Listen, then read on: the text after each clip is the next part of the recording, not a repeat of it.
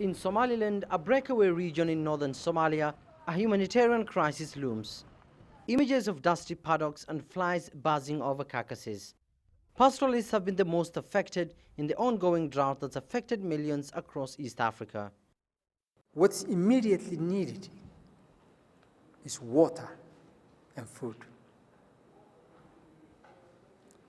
And that cannot wait for mobilizing things.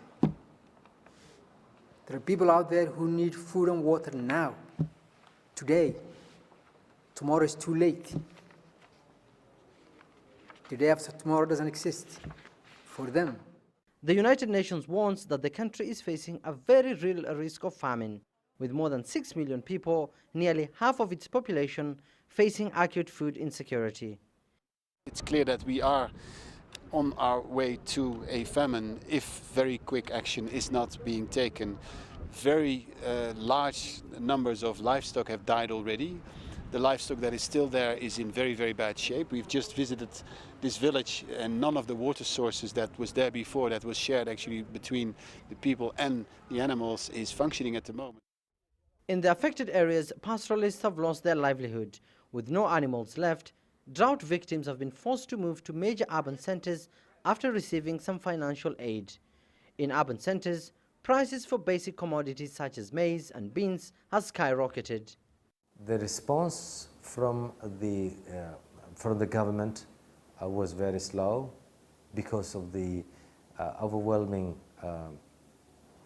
attention that was given to the political process, but also because the government doesn't usually have resources that have been put aside for this kind of emergencies. Likewise, the response from the international community was also not adequate to the needs that were developing in the country. Farmers in middle and lower Shabelle regions are also facing a major challenge after the Shabelle River dried up. The region is considered the breadbasket of the country. The rains are expected in April, and we hope that when the rains come, farmers will go back to their land and will crop. But for those pastoralists who have lost their livestock, this is an economic loss, a loss of their livelihoods, and they will require assistance for a longer period of time. Humanitarian groups in Somalia have also cautioned there is a small window to stop a repeat of the 2011 famine, when an estimated 250,000 people starved to death in the country after a slow response from the donor community. 2 seasons of failed rains in Somalia have resulted in severe water shortages. But newly elected Somalia's President Mohamed Abdullahi Farmajo, in a meeting with the donor community and the National Drought Committee, has vowed on his government's commitment to addressing the drought crisis before it claims more lives. Abdulaziz, Billow, CGTN, Mogadishu, Somalia.